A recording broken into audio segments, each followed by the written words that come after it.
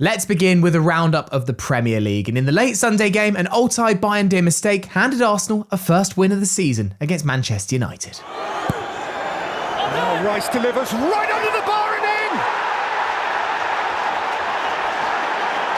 Calafiori right on the line! United's keeper Bayindir flapped at Declan Rice's corner and it fell straight to Ricardo Calafiori, who couldn't really miss. That was the only goal of the game at Old Trafford, but Ruben Amorim's new signings did look impressive, particularly Brian Mbeumo, who came closest to rescuing a point, and the Portuguese manager felt like it was a game his team should have won. I think we proved today that we can win any game in the Premier League, especially against a great team like Arsenal, and we were the better team. So I'm happy with the players. Let's hop back to Friday, and the first game of the Premier League season was champions Liverpool taking on Bournemouth at Anfield. And pre-match, there was an emotional moment's silence to remember Diogo and Andre Silva Jota. We will now observe a period of silence in memory of Diogo Jota, our forever 20, and his beloved brother, Andre Silva. The silence will begin and end on the referee's whistle.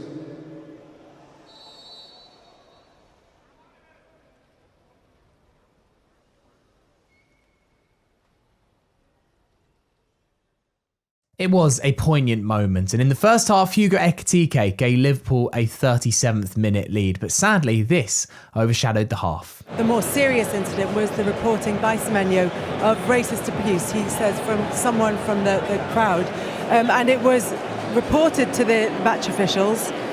There was a pause in the game. An awful incident in the first half at Anfield. Cameras caught the moment where somebody in the crowd said something to Bournemouth's Antoine Semenyo. Then moments later, Antoine reported to the referee Anthony Taylor that he had been racially abused by a member of the crowd. And Anthony, as his protocol, stopped the match. The man in question was seen being removed at half-time, and Merseyside police said that they arrested a 47-year-old man from Liverpool on suspicion of a racially aggravated public order offence.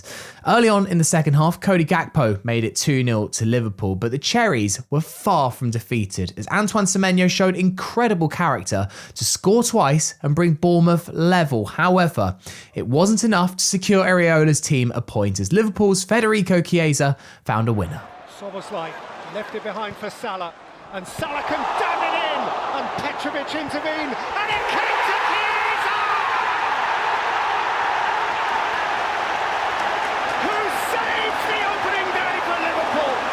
Substitute Fede Chiesa with the winning moment for Liverpool. The Reds then added some gloss to the scoreline as Mo Salah kept up his incredible record on the opening weekend of a season. That made it 4-2 to the Reds, and Mo was moved to tears after the match as the cop sung Diogo Jota's name over and over again. Then on Saturday, Sunderland made an impressive start to life back in the Premier League. Isidore!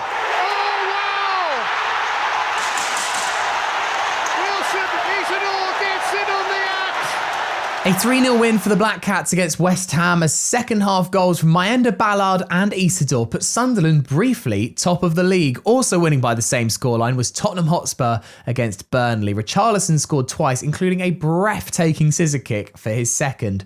Afterwards, manager Thomas Frank was asked by the BBC about potential future signings, but the Dane doesn't spill the beans that easily. We are definitely in the market. I would say that both Daniel, Johan and Vinay are working very hard to see if we can strengthen the squad, but we only take players in if we think they can strengthen the squad. In what areas would they be? That is my secret. You haven't changed, have you? You've not changed. I'll tell you the day we actually sign a player, okay? The team who did finish the weekend top of the league are Manchester City. They comfortably won 4-0 at Wolves. Haaland scored twice. New signings Johnny Reinders impressed on his debut and scored, as did Ryan Cherky. For Wolves, obviously a disappointing result, but much of the day for them was about paying tribute to their former player Diogo Jota, who was honoured by the Wolves faithful with a wonderful tifo that read, "We remember you when you walk in fields of gold." Also on Saturday, Fulham scored a 96th-minute equaliser away at Brighton. Rodrigo Muniz, who has been heavily linked with a move to Italian club Atalanta, slammed in Fulham's goal from a corner in the final minute of stoppage time. And speaking of set pieces, that is how Nottingham Forest grabbed their first goal of the season as Chris Wood scored following a corner after just 6 minutes against Brentford. What you might not have seen though is that Forest coach Rui Barbosa required 6 stitches in a head wound after celebrating Wood's goal too enthusiastically and banging his head on the home dugout. Ouch. Forest went on to win the game 3-1 at the City ground, and Rui might need to invest in a helmet for the team's next match. The other 2 Premier League matches this weekend finished 0-0, but that didn't mean they were without incident. Crystal Palace thought they'd scored against Chelsea after 12 minutes. There's a to take! Oh, he hit that all right! Yeah, an absolute rocket of a free kick by Federico Eze was ruled out by VAR because Mark Guehi interfered with the wall. The laws of the game state that players must stay 1 metre from any wall that has been formed of 3 or more people. It's a law that apparently has been in place since 2019, but very rarely applied, and I'd be lying if I said I knew it. Palace fans in the away end sang "It's not football anymore" in response to the fairly pernickety decision, and Palace fans were also singing this song as Federico Eze applauded the away support after the game.